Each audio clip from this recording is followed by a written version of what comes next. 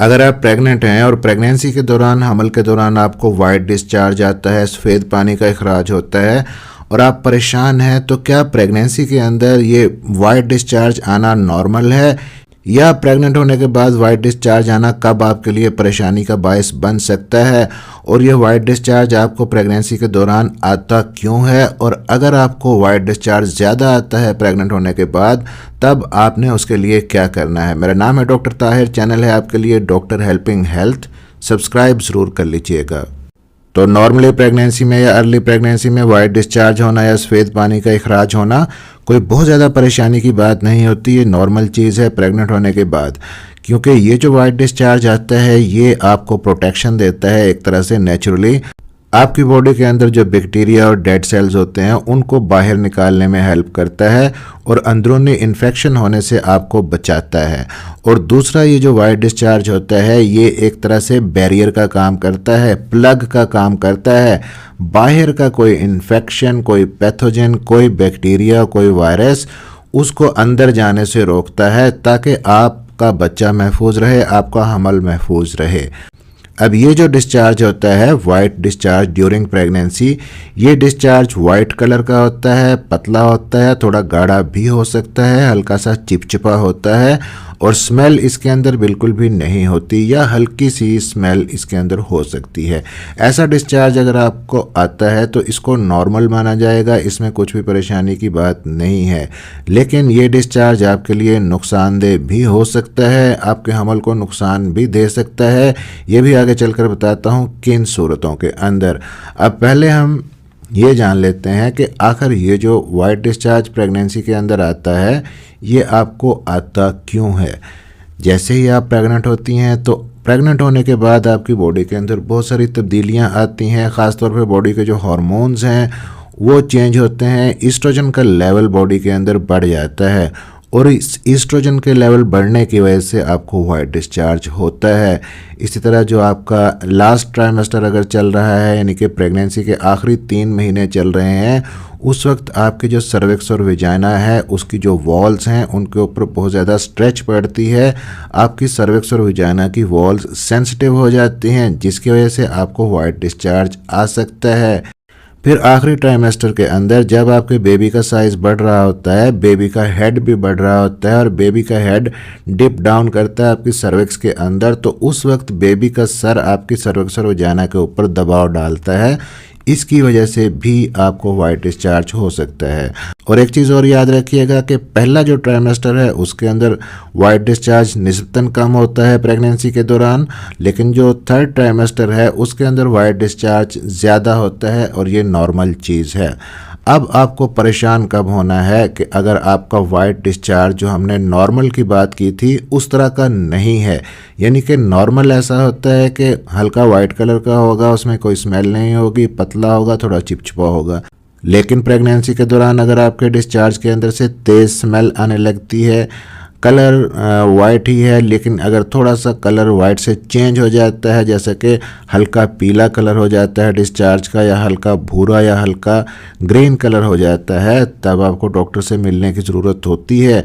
या आपको white discharge के साथ साथ निचले हिस्से में पेट के पेडू के अंदर जिसको कहते हैं, या दोनों साइड्स पे, पेट के दोनों साइड्स पे पेन रहने लगता है लोअर एब्डोमेन में, साथ साथ आपको जलन होती है, खुजली होती है, खारिश होती है, या आप यूरिन करने जाती हैं, यूरिन में बहुत ज़्यादा जलन होती है। तो ये जो सारे साइंस होते हैं ये इन्फेक्शन के साइन होते हैं। अगर वाइट डिस्चार्ज के साथ इस किस्म के साइंस आ रहे हैं तो इनको इग्नोर नहीं करना चाहिए। फ़ौरन अपने हमल को बचाने के लिए, अपने बेबी को सेव करने के लिए अपने डॉक्टर से मिलके इसका कोई ट्रीटमेंट आपको लेना होता है। अब अगर आपको वाइट डिस्चार्ज हो रहा है प्रेगनेंसी के अंदर तो आपको किन बातों का ध्यान रखना चाहिए ताकि आपको किसी किस्म का इन्फेक्शन ना हो सके। तो विजाइनल इन्फेक्शन से बचने के लिए जो बहुत ही इंपॉर्टेंट चीज़ है कि अपनी पर्सनल हाइजीन का आपने ख्याल रखना है। प्राइवेट पार्ट्स को बहुत ज़्यादा गीला नहीं रहने देना ज़्यादा देर। अगर गीला प्राइवेट पार्ट को आपने किया है उसके बाद उनको सुखा लें कॉटन के कपड़े से किसी से। और अंडरगारमेंट्स जो आप पहनती हैं, पैंटीज वगैरह, प्रेगनेंसी के दौरान वो सूती कपड़े की बनी होनी चाहिए, कॉटन की होनी चाहिए, अनकंफर्टेबल नहीं होनी चाहिए, बहुत ज़्यादा टाइट नहीं होनी चाहिए। कपड़ा ऐसा हो जिसके अंदर से हवा का गुज़र आसानी से हो सके। और पानी ज़्यादा से ज़्यादा पीना है, अपने आप को हाइड्रेट रखना है। आपने अगर सर्दियां हैं तो कम से कम 8 से 10 गिलास पानी के पिएं, और अगर गर्मियां हैं तो कम से कम 12 से 14 गिलास पानी के आप डेली बेसिस पे पिएं। जितना आप हाइड्रेट रहेंगी, चाहे आपको यूरिन ज़्यादा आए, आपने परेशान नहीं होना पानी ज़्यादा पीने की वजह से, लेकिन ये चीज़ आपको हेल्प करेगी इन्फेक्शन से फाइट करने में। और दूसरी चीज़ आपने यहाँ पे ये करनी है कि अपनी डाइट के अंदर प्रोबायोटिक्स का इस्तेमाल लाजमी करें। और ये प्रोबायोटिक्स आपको कहाँ से मिलते हैं? आपको दही से मिलते हैं, लस्सी से मिलते हैं, योगर्ट यानी कि दही आप यूज़ कर सकती हैं। नाश्ते के अंदर 1 कप दही का डेली बेसिस पे आप यूज़ करें। और अगर आपको वाइट डिस्चार्ज बहुत ज़्यादा होता है प्रेगनेंसी के अंदर तो टैम्पोन का इस्तेमाल मत कीजिए, क्योंकि टैम्पोन के यूज़ करने से इन्फेक्शन का ख़तरा बढ़ जाता है। और वेजाइना को क्लीन और साफ़ करने के लिए कभी भी आप कोई शैम्पू, साबुन, सरफ या जो मार्केट से मिलने वाले सेंटेड वी वॉश होते हैं, इस किस्म की कोई भी प्रोडक्ट्स आपने यूज़ नहीं करनी, अदरवाइज़ इन्फेक्शन का ख़तरा बढ़ जाता है। और अगर एक दफ़ा आपको वेजाइना के अंदर इन्फेक्शन हो जाता है, सर्विक्स के अंदर इन्फेक्शन हो जाता है, तो फिर ये रिस्क होता है कि ये इन्फेक्शन ऊपर असेंड कर सकता है, जिसको असेंडिंग इन्फेक्शन कहते हैं। अगर ऊपर चला जाता है यूट्रस के अंदर तो फिर आपके फीटस को नुकसान हो सकता है, आपके बेबी को नुकसान हो सकता है। खुदा ना खास्ता इन इन्फेक्शंस की वजह से फिर ख़वातीन के अंदर अर्ली मिसकैरेजेस भी हो जाते हैं, इवन कि सेकंड ट्राइमेस्टर के अंदर भी मिसकैरेजेस हो जाते हैं। या अगर आप थर्ड ट्राइमेस्टर के अंदर आपकी प्रेगनेंसी है, प्री टर्म लेबर का ख़तरा हो सकता है, आपको लेबर पेन जल्दी शुरू हो सकते हैं। तो इन सारी चीज़ों का ख्याल रखना भी ज़रूरी होता है। फिर आपने जो अंडरगारमेंट्स पहने हैं उनको ज़्यादा देर अगर आपने गीला रहने दिया तब भी इन्फेक्शन हो सकता है। जब भी आपको लगे कि अंडरगारमेंट्स आपके गीले हो गए हैं, उनको फ़ौरन से आपने चेंज करना है। और प्राइवेट पार्ट्स को साफ़ करना है जब, तो याद रखें कि सही डायरेक्शन के अंदर प्राइवेट पार्ट्स को आपने साफ़ करना है, यानी कि आगे से पीछे की तरफ आपने क्लीन करना है। और यहीं पे एक एडवाइस ये भी है कि प्रेगनेंसी के दौरान अक्सर कपल्स पूछते हैं कि क्या हम रिलेशनशिप बना सकते हैं हस्बैंड और वाइफ, तो उसमें कोई मना नहीं है, आप रिलेशनशिप बना सकते हैं, लेकिन इन्फेक्शन से बचने के लिए और अपने बेबी को प्रोटेक्ट करने के लिए ज़रूरी है कि अगर आप रिलेशनशिप बना रहे हैं कोई प्रिकॉशंस यूज़ कर लें, कंडोम वगैरह यूज़ कर लें, ताकि इन्फेक्शन का रिस्क कम से कम रहे।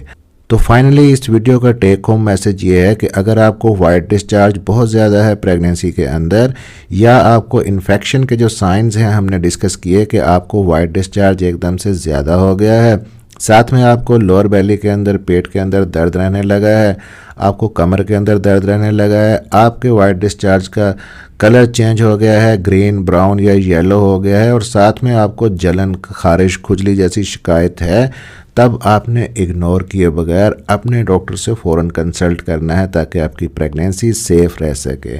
मिलते हैं इसी तरह की अगली किसी इन्फॉर्मेटिव वीडियो में। प्रेगनेंसी से रिलेटेड बहुत ही इन्फॉर्मेटिव वीडियोस आपके लिए इस चैनल पे मौजूद हैं, सब्सक्राइब ज़रूर कर लीजिएगा। अपना ख्याल रखिएगा और दुआओं में याद रखिएगा।